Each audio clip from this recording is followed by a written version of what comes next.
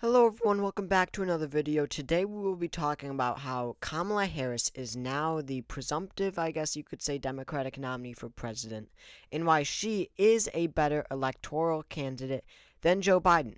Now I said presumptive, but that technically is not true. Joe Biden bowed out of the presidential race. He is out. He will not be the Democratic nominee. Of course, that came after his disastrous debate performance.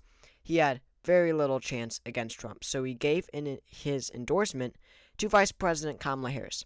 And I think that nobody really expected the outpouring of support for Harris that we have seen so quickly after Biden dropped out of the race. I mean, you have Gavin Newsom coming out and endorsing Harris, Pete Buttigieg, Josh Shapiro, Roy Cooper, people who, were thought to be potential challengers to Harris. And it really looks like, everyone is rallying around Kamala Harris, all the Democrats, and it just looks very unlikely that anyone will challenge Harris. That being besides Joe Manchin. Apparently he's considering it, but he will have zero impact. He's literally an independent. He would have to register back to being a Democrat. So that is, really unexpected. I mean, yes, I and everyone thought that if Biden did drop out, then it would be Harris. But even people who have, really been, it seems like, wanting the Democratic nomination for president, doesn't even look like they are even entertaining the idea. They are going to Harris. So it looks like Harris will be the nominee, and I think that she is a much better candidate than Joe Biden. When you put her against Donald Trump in the general election. Now, looking at some nationwide polls, we see that, in this, or not even nationwide, but in this Pennsylvania poll, we see that Harris runs 3 points better than Joe Biden. It's 43 to 45. Trump leads by 2 in Pennsylvania. But in the same poll, Trump is ahead by 5 against Biden. Then you see in this general election poll, Trump is ahead by 3 against Harris, and then he's ahead by 5 against Biden. Let's see, I don't know what else we have. But it just goes to show, it looks like in most polls that Harris does run slightly better than Joe Biden. I say most because then we have another poll. I would not trust this pollster so much, but in the general election, we see that Harris is 8 points nationwide behind Trump, while Biden is only 6 behind. So the point is that we generally sort of have an idea of how Harris would do. Not so much. We need more polling. Polling is big, and we need more of it.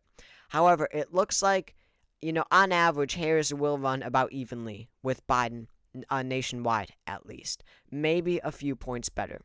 However, when you look at where it matters, we see that Harris is a much better candidate on the electoral map. So first of all, Joe Biden's problem in the election was that, these blue states like Virginia, New Mexico, New Hampshire, Maine were now becoming competitive. And I think that Harris, being, 59 years old, stark contrast to Trump and Biden being so much younger, being already a sensation on TikTok, really connecting with the youth vote. I think that, and especially her position on Gaza. So many young people are being turned away from Biden, or were being turned away from Biden. Got to start speaking in past tense now. Because of his position on Gaza. Kamala Harris is much more pro-Palestine. She is months and months ago called for a ceasefire immediately. She's been very outspoken on the issue, more than Joe Biden. I think that she will be able to run up her numbers in urban areas which fall in blue states, and I don't think that she'll have to try as hard as Joe Biden at winning states like Virginia, New Hampshire, Minnesota, New Mexico, Maine. I think they will just fall into her column much more easier than they would be for Joe Biden. Nebraska's 2nd district as well. And then, her VP pick matters so much. It really does, because you've got Josh Shapiro, potential pick, the governor of Pennsylvania. I think given her current standing in Pennsylvania, I think having Shapiro on the ticket, he's immensely popular. I really think that locks up Pennsylvania for the Democrats. I think that Harris performs much better in Michigan than Joe Biden. In Michigan, you have a high African-American population, and that's big. African-American voters went big for Biden. Polls are indicating that he is losing. immense support from that voter bloc. And Kamala Harris, being an African American woman herself, her numbers will be much higher among African Americans than Joe Biden. She definitely performs better than Biden in Michigan. Definitely North Carolina and Georgia, where African American populations dominate the elections.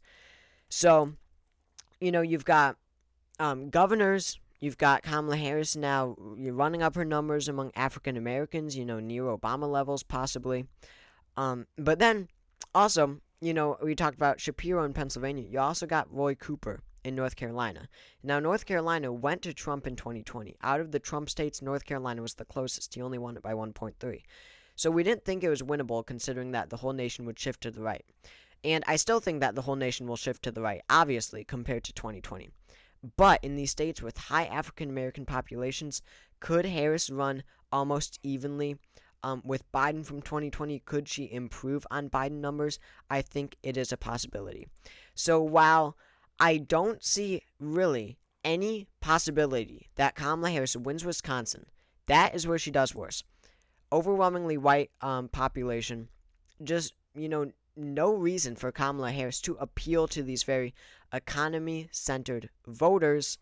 I think that Trump takes Wisconsin.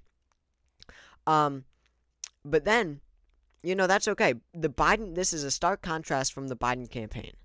The Biden campaign was aiming to win by winning the blue states as well as the blue wall. That's Wisconsin, Michigan, and Pennsylvania. Now, that was looking unlikely, but it really looked like from the Biden campaign standpoint that Nevada, Arizona, Georgia, and North Carolina were all gone.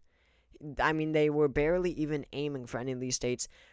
With the blue wall, Wisconsin, Michigan, Pennsylvania, he would have won 270 electoral votes.